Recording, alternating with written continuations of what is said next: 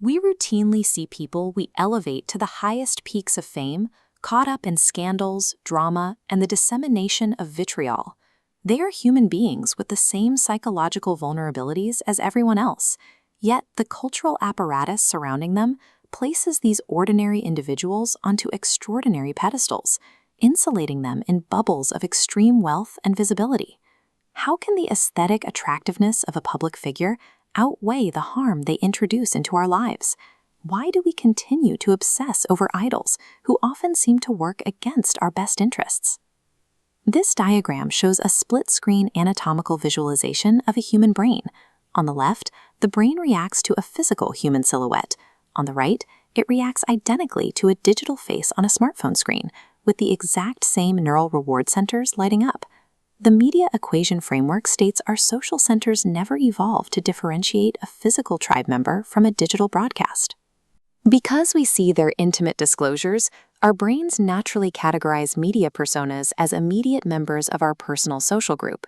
Our obsession with fame isn't merely a cultural choice, it's a biological vulnerability where our hardwired need for connection is hijacked by a digital simulation. For most of human history, we negotiated our values and identity through tightly knit local communities and shared religious frameworks. But as these traditional pillars have systematically receded, they have left a gap in how we define our sense of belonging. Individuals often fill that gap by forming parasocial relationships, profoundly one-sided bonds with influencers. These digital connections provide the security of friendship without the psychological risk of real-world rejection, acting as a reliable social resource in an increasingly isolated world. The global attention economy recognized this need for connection and built an industry around it. Tech platforms and marketing agencies began systematically manufacturing and monetizing these digital idols, trading on perceived intimacy to capture and retain human focus. The modern celebrity is rarely a spontaneous creator. They are a highly engineered product designed to extract value from our biological drive for social interaction.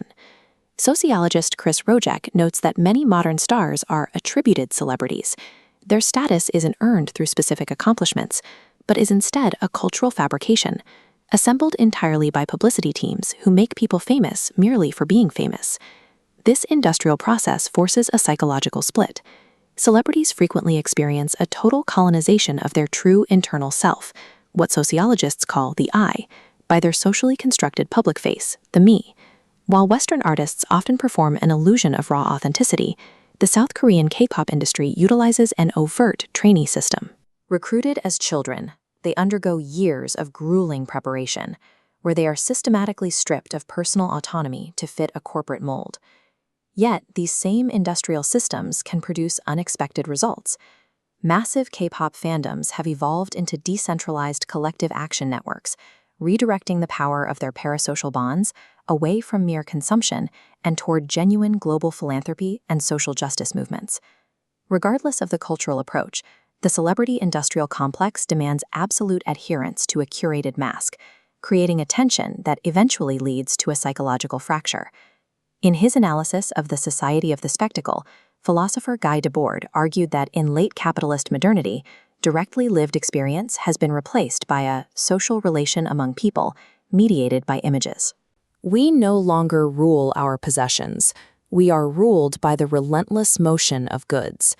Modern machine learning algorithms are the perfected delivery system for this spectacle. They are engineered to maximize screen time by exploiting the reward centers of the human brain. This flowchart demonstrates a human-machine feedback loop. When a user passively lingers on an image of an extravagant lifestyle, the algorithm registers this engagement. This unreflective endorsing trains the system to inundate the user with increasingly extreme, hyper-materialistic content, fundamentally altering their perception of baseline reality. This loop allows influencers to transmute material goods into markers of personal worth and social status. By constantly promoting unattainable standards, the algorithm breeds a sense of inadequacy that drives viewers toward impulsive consumption to maintain a curated digital self-concept. By monopolizing public attention with trivial interpersonal dramas and aesthetic trends, the spectacle functions as a distraction. It pacifies the populace with the passive consumption of another person's edited life, ensuring that structural inequalities remain unchallenged while we fixate on the elite. The breaking point is inevitable. Public scandals and meltdowns are often desperate efforts by a celebrity's true self to assert its existence against the suffocating constraints of a flawless public mask. When the mask fails, the digital public often responds with cancel culture. This mechanism mirrors the punitive logic of a carceral system, focusing on permanent shaming and social death rather than restorative dialogue or a path to rehabilitation. The application of this accountability is notoriously uneven. While mega celebrities with vast capital can weather massive public backlash, ordinary individuals caught in viral moments often face permanent reputational and financial loss for a single transgression. Friedrich Nietzsche's philosophy offers a harsh critique of this dynamic. He would view modern celebrities not as self-mastered creators, but as the ultimate conformists, individuals who possess material wealth but remain hopelessly enslaved to the approval of the herd. Because social media algorithms maximize engagement through high arousal emotions like outrage and moral superiority, the platforms profit just as heavily from the ritual sacrifice of an idol as they did from their initial deification. How can we navigate this landscape and escape the constant pull of the digital spectacle? The Roman Emperor Marcus Aurelius possessed unparalleled global fame, yet he routinely meditated on the worthlessness of public reputation. He viewed the pursuit of acclaim as a fool's errand, recognizing that both the idol and the idol maker are eventually forgotten by time.